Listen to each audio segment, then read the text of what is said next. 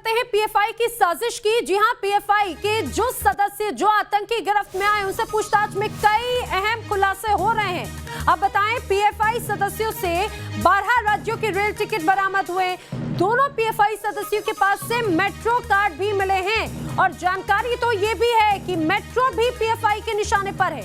ये भी आशंका मिली है और पीएफआई ने दोनों को अंडरग्राउंड रहने के सीधे सीधे निर्देश दिए थे, सार्वजनिक कार्यक्रमों से दूर रहने को कहा था। बांग्लादेश के जो आतंकी संगठन है जेएमबी, उनके संपर्क में पीएफआई कमांडर लगातार था। आपको बता दें, पीएफआई कमांडर और पीएफआई के जो सदस्य गिरफ्त में आए हैं एसटीएफ के, उनके पास से विस्फोटक सामग्रियां बरामद की गई थी। अब उन्हें जांच के लिए लैब में भी भेजा जा रहा है। लेकिन जिस तरह से पूछताछ में जो खुलासे हो रहे हैं वो बेहद चौंकाने वाले हैं। इसके पहले जो जानकारी मिली थी उसमें ये स्पष्ट हो गया था कि बसंत पंचमी वाले दिन भी इनकी कोई बड़ी साजिश है। हिंदू संगठन के कई नेता इन पीएफआई आतंकियों के निशाने पर रहे हैं।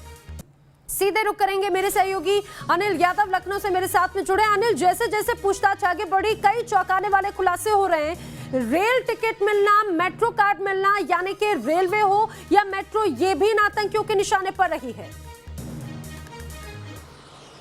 बिल्कुल, देखिए, बदरुद्दीन और फिरोज खान अभी एटीएस की कस्टडी में है, उनसे पूछताछ हो रही है और बहुत चौंकाने वाले खुलासे हो रहे हैं। ये केरल से जब आए थे तो ये अकेले नहीं आए थे दोनों, इनके साथ और भी साथी थे, लेकिन वो साथी कहाँ हैं उनका कोई पता नहीं है। एटीएस अब पूछताछ में उन्हीं का सुराग लगाने की कोशिश कर रही है। और सबसे चौंकाने वाली बात यह है कि इन्होंने लखनऊ मेट्रो की रेकी की थी और ये पता लगाने की कोशिश की थी कि किस वक्त लखनऊ मेट्रो में सबसे ज़्यादा भीड़ होती है स्टेशन पर और ट्रेन में।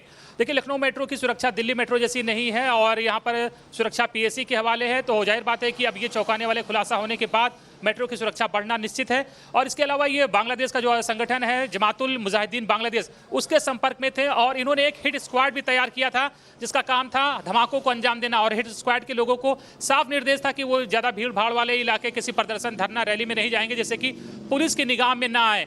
तो मंसूबे बेहद खतरनाक थे और एक एक कर इन मंसूबों से पर्दा उठ रहा है। बहुत से मंसूबों से पर्दा उठना बाकी है और पता लगाया जाना ये भी बाकी है कि इनके साथ केरल से जो लोग आए थे वो कहाँ हैं, वो कहाँ फरार हो गए। क्योंकि बदरुद्दीन और फिरोज खान तो एटीएस की गिरफ्त में, लेकिन बाकी अभी भी फरार है। और कौन वो रहनुमा है जिन्होंने इनको लखनऊ में और दूसरे इलाकों में, दूसरे जिलों में शरण दी थी और इनकी मीटिंग ऑर्गेनाइज कराई थी। तो बहुत से सवालों का जवाब अभी मिलना बाकी है, लेकिन स्टार्ट हो चुका है और एक एक सवालों का जवाब धीरे धीरे सामने आ रहा है। बिल्कुल अनिल, जानकारी के लिए आपका शुक्रिया। तो अनिल यादव मेरे सहयोगी बता रहे हैं कि किस तरह से पीएफआई के सदस्यों ने खुलासे भी किए हैं और ये भी अब स्पष्ट हो रहा है कि इन आतंकियों के निशाने पर यूपी जो रेलवे है वो भी थी और यूपी मेट्रो भी रही है।